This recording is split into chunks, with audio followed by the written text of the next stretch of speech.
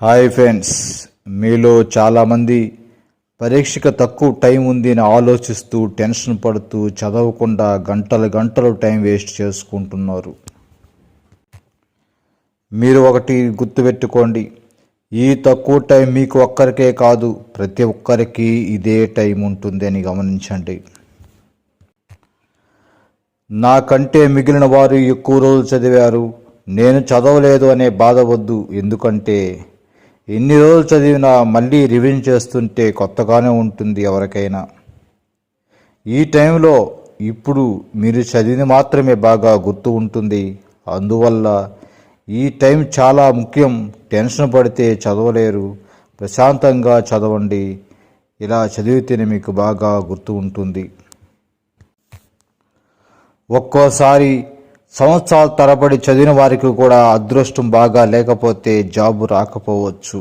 కానీ కొంతమందికి తక్కువ టైం చదివిన అదృష్టం బాగుంటే గవర్నమెంట్ జాబు సాధించవచ్చు.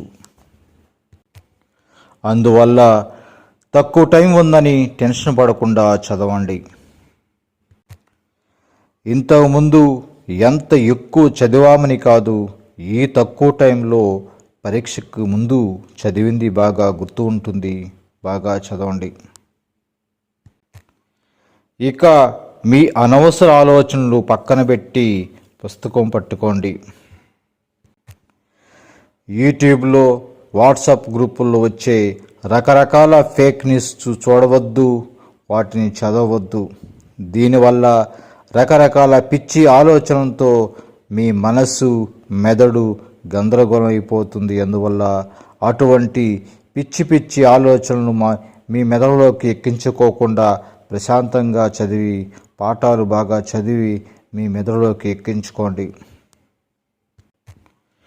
టెన్షన్ పడుతూ ఆలోచిస్తూ కూర్చుంటే టైం వేస్ట్ తప్ప ఏమీ చదవలేరు.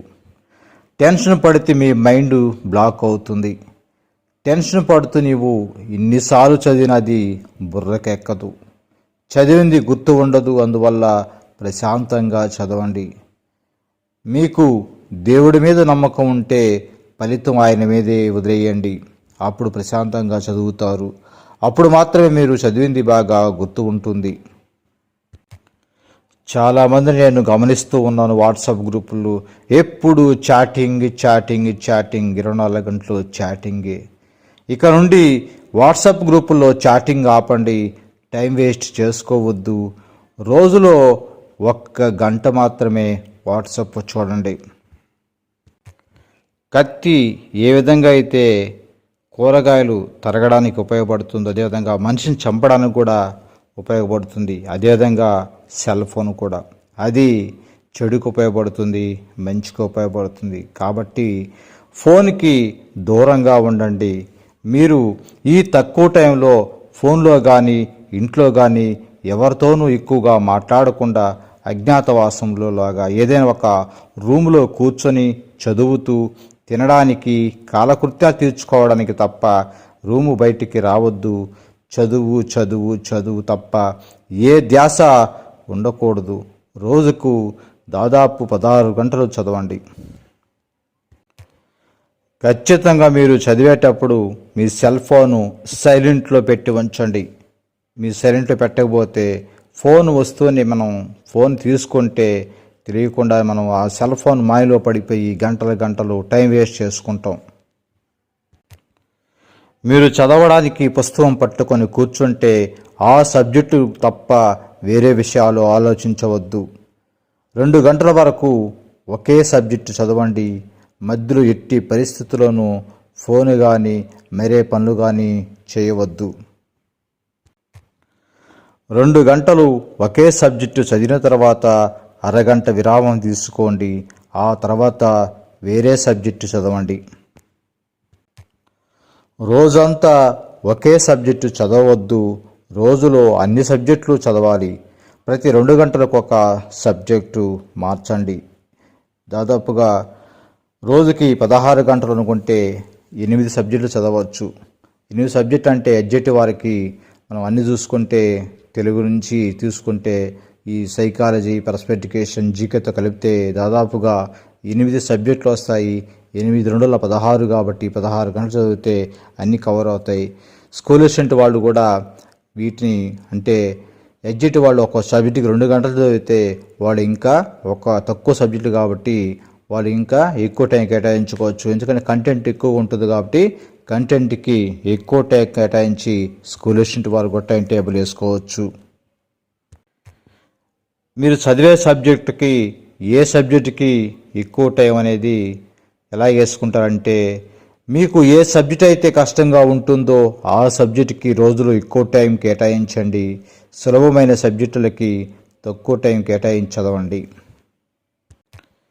ఈ తక్కువ టైంలో టెక్స్ట్ బుక్స్లోని పాఠాలు మొత్తం చదవాలంటే టైం సరిపోదు కాబట్టి కష్టమైన టాపిక్స్ మాత్రమే చదవండి. ఈ తక్కువ టైంలో అన్ని టెక్స్ట్ బుక్స్ చదవడం కంటే ఏదైనా ఒక మంచి పబ్లికేషన్ మెటీరియల్ చదివితే మంచిది. మ్యాథమెటిక్స్ లాంటి సబ్జెక్ట్లో ఫార్ములాస్, సూత్రాలు, కొన్ని ముఖ్యాంశాలు ఒక పేజీలో రాసి పెట్టుకుంటే సులభంగా రివిజన్ చేసుకోవచ్చు. అదేవిధంగా మిగిలిన సబ్జెక్టులు కూడా వాటి ముఖ్యాంశాలు రాసి పెట్టుకుంటే షార్ట్ కట్ రూపంలో రాసి పెట్టుకుంటే తొందరగా రివిజన్ చేసుకోవడానికి చాలా బాగా ఉపయోగపడుతుంది.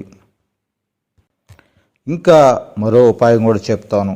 ఈ తక్కువ టైంలో తొందరగా రివిజన్ చేసుకోవడానికి నా టెలిగ్రామ్ గ్రూపుల్లో ప్రతి సబ్జెక్టుకి ఒక టెలిగ్రామ్ గ్రూప్ ఉంటుంది.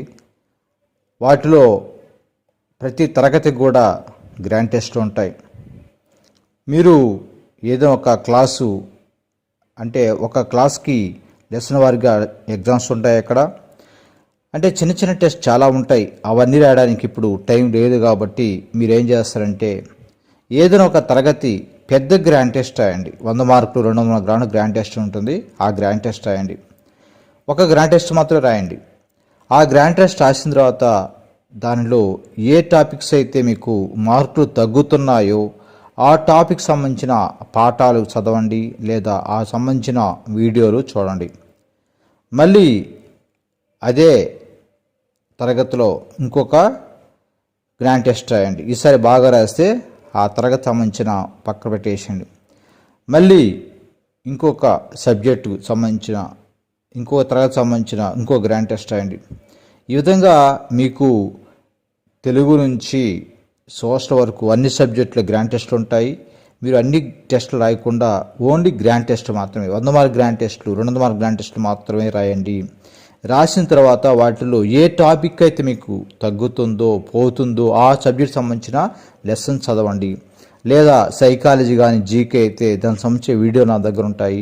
ఆ వీడియోలు మాత్రం చూడండి. ఇప్పుడు అన్ని వీడియోలు కానీ అన్ని పాఠాలు కానీ చదవడం కష్టం కాబట్టి మీకు ఏదైతే టాపిక్స్ పోతుందో ఎందుకంటే మీరు చదువుతూ ఉంటే ఎగ్జామ్స్ రాయకుండా చదువుతూ ఉంటే అన్నీ కూడా మీకు కొత్తగా అనిపిస్తాయి.